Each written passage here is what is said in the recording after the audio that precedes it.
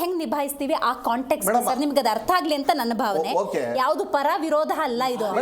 ಪರಿಸ್ಥಿತಿ ಅರ್ಥ ಮಾಡ್ಕೊಳ್ಳಿ. ನೋಡಿ ಇವತ್ತು 11,000 ಒಂದ್ ನಿಮಿಷ ಇರಪ್ಪ, ಆಯ್ತು.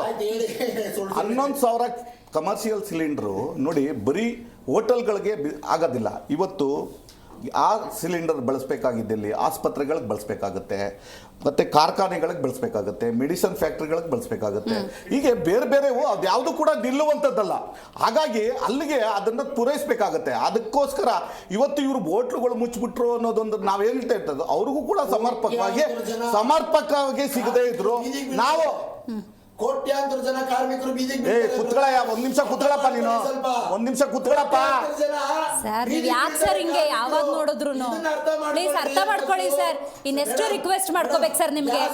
ಒಂದ್ ನಿಮಿಷ ಇದೆ ಸರ್. ಅವರು ದೂರದಿಂದ ಬಂದಿರ್ತಾರೆ ಸರ್, ಅವ್ರದ್ದು ಏನಾದ್ರು ಒಂದು ಪಾಯಿಂಟ್ಸ್ ನಾವು ರೈಸ್ ಮಾಡ್ಬೇಕಂತ ಕೂತಿರ್ತಾರೆ. Please sir, don't disturb the debate. Please ಅರ್ಥ ಮಾಡ್ಕೊಳ್ಳಿ. ಪ್ಲೀಸ್